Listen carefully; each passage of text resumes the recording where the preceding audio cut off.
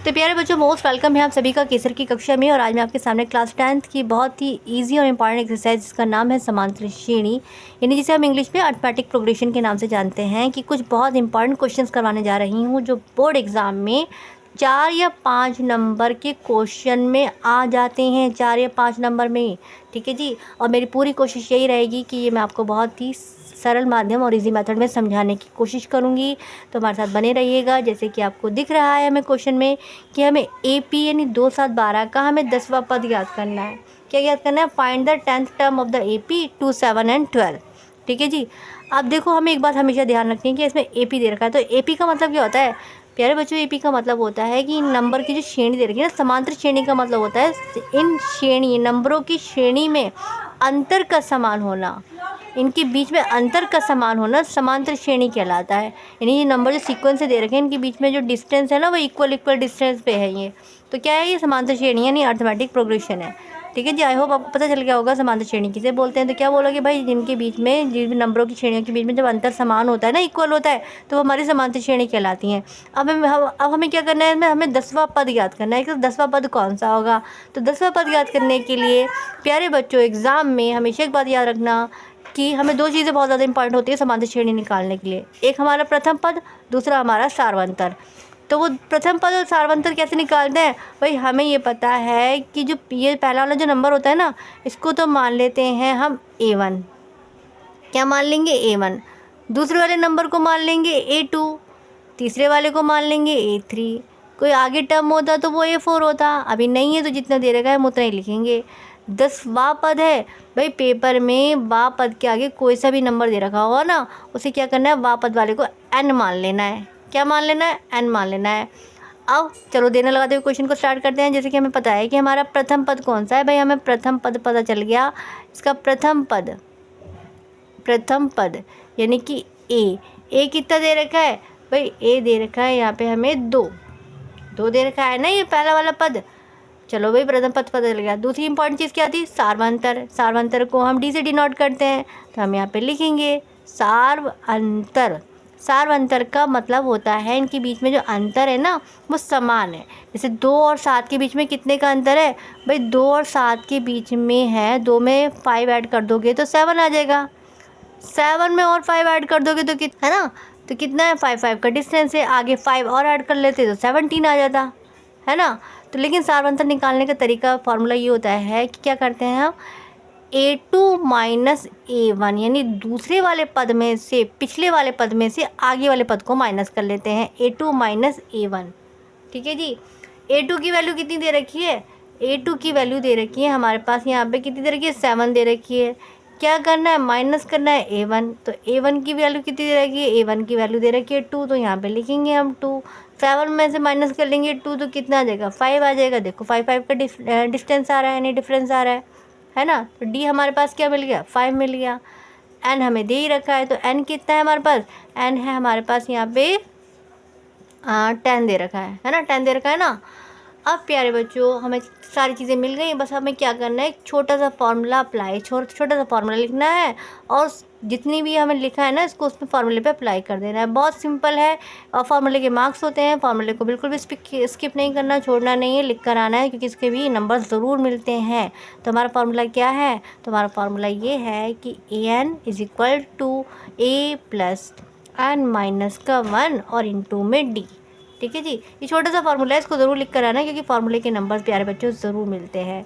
अब हमें सारी चीज़ें तो ऑलरेडी पता ही है, हमने निकाल ली। बस क्या करना है? बस में अप्लाई कर देना है। तो N की वैल्यू कितनी निकली है भाई? N तो हमारे पास 10 है, तो हम यहाँ पे लिख देंगे 10। इक्वल का साइन है, A कितना है भाई? A दे रखा है हमारे पास 2 दे रखा है, तो हम यहाँ पे लिखेंगे 2। प्लस का साइन है, प्लस का साइन लगा देंगे। N कितना दे रखा है? वही N हमारे पास 10 दे रखा है, तो हम यहाँ पे लिखेंगे 10 माइनस का 1। D कितना निकला है? D हमारे पास 5 निकला है, तो हम यहाँ पे लिख देंगे इंटू में 5। ठीक है जी। अब A10 is equal to 2 plus 10 में से माइनस करेंगे 1 तो क्या आ जाएगा? 9 आ जाएगा, इंटू में 5 तो हमारे पास यहाँ पे है ही। ठीक है जी। A10 इज इक्वल टू, अब क्या करना है? पहले मल्टीप्लाई वाले को सॉल्व करना है। तो प्लस का 2 तो हमारे पास यहाँ पे ऐसे ही रहेगा। 9 5 से कितना होता है भाई? 9 5 से होता है हमारे पास 45 होते हैं ना। अब हमें क्या करना है? ए 10 इज इक्वल टू 2 + 45 कितने होते हैं भाई? 2 + 45 होते हैं हमारे पास 47। तो हमारे प्यारे प्यारे बच्चों, हमारे पास जो ए एन आया ना, यानी कि जो हमें 10वां पद याद करना था ना, तो वो जो 10वां पद होगा ना, वो हमारे पास क्या होगा? 47 होगा। यानी कि ए एन हमारे पास कितना निकला? 47 निकला। और प्यारे बच्चों, यही आपका राइट आंसर है।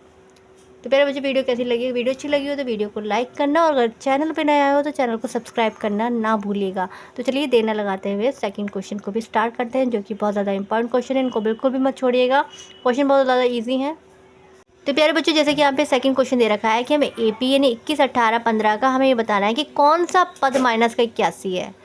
21, 18, 15 का कौन सा पद माइनस का 81 है। और इसी में दूसरा क्वेश्चन दे रखा है कि क्या इस AP का कोई पद 0 है, यानी कि which term of the AP 21, 18 and 15 is minus का 81। Also is any term of 0, give the reason for the answer. ठीक है जी। हमें क्या करना होता है प्यारे बच्चों? सबसे पहले ना हमें ये ध्यान रखना चाहिए कि एग्जामिनर क्या करता है एग्जाम में, कि हमें एक ही क्वेश्चन में ना 2 क्वेश्चन दे देता है। ठीक है जी। बच्चे क्या करते हैं, एक का 2 आंसर कराते हैं और एक को छोड़ाते हैं। उन्हें ये लगता है कि हमने पूरे के आंसर दे दिए। एग्जामिनर भी क्या करता है, आधे के तो नंबर दे देता है और आधे को छोड़ देता है। तो क्वेश्चन को कहने का मतलब ये है कि ध्यान से पढ़ना बहुत ज़रूरी है, क्योंकि एग्जामिनर हमसे जितना क्वेश्चन दे रहा है, जितना पूछ रहा है, हमें उसका आंसर करना ज़रूरी होता है, तभी नंबर हमें पूरे मिलते हैं, है ना। अब देखो, इसमें दे रखा है कि इसमें AP है, हमें ऑलरेडी बता रखा है AP है। जैसे कि मैंने बताया था AP का मतलब क्या होता है भाई? AP का मतलब होता है कि नंबरों की श्रेणी में अंतर का समान होना क्या कहलाता है? AP कहलाता है। यानी कि इनके बीच में जो अंतर है ना, वो समान है, इक्वल है। इसीलिए तो लिखा हुआ है यहाँ पे AP है।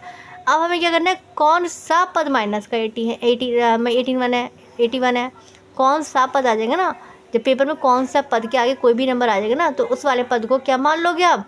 अंतिम पद मान लोगे। क्या मान लोगे? अंतिम पद मान लोगे। तो मैं यहाँ पे लिख देती हूँ, ये हमारा कौन सा है? अंतिम पद। ठीक है जी। अब ये भी बताना है कैसे AP का कोई पद 0 है। तो चलो देर न लगाते हुए क्वेश्चन का इसका सॉल्यूशन लिखते हैं। तो जैसे कि यहाँ पे गिवन है, यहाँ पे दिया हुआ है कि हमें प्रथम पद कौन सा है भाई? इसको तो मान लेंगे हम A1, इसको A2 मान लेंगे, इसको A3 मान लेंगे। ऐसे ही करते हैं ना, आगे वाला कोई टर्म होता तो A4 होता, है ना। अब हमें क्या करना है कि हमारा प्रथम पद कौन सा है भाई? यहाँ पे हम लिखते हैं यहाँ पे प्रथम पद। सबसे हम पहले लिखेंगे यहाँ पे प्रथम पद, यानी कि A कौन सा है हमारे पास? A है हमारे पास 21। दूसरी चीज़ इंपॉर्टेंट क्या होती है भाई समांतर श्रेणी को सॉल्व करने की? सार्वंतर का पता होना। सार्वंतर कैसे निकालेंगे? सार्वंतर सबसे पहले हम यहाँ पे लिखेंगे सार्वंतर किससे डिनोट करते हैं? D से डिनोट करते हैं, D से दर्शाते हैं। सार्वंतर कैसे निकालते हैं भाई? द्वितीय वाले पद में से पहले वाले पद को माइनस कर लेते हैं, यानी कि A2 माइनस A1। A2 की वैल्यू कितनी दे रखी है? A2 की वैल्यू दे रखी है हमारे पास 18 दे रखी है ना। माइनस क्या करना है? प्रथम पद माइनस करना है। प्रथम पद कितना आ गया? 21 आ गया, है ना। 18 में से 21 जाएंगे तो कितना आएगा भाई? 18 में से 21 जाएंगे तो ये आएगा हमारे पास 3। किसका 3? माइनस का 3, क्योंकि बड़ी संख्या के आगे जो निशान होता है ना, वही निशान लगता है। तो क्या है कि माइनस का साइन आ गया, तो माइनस का 3 आ गया। अब हमारे पास ये क्या निकल गया? हमारे पास D निकल गया। हमें D पता चल गया ना।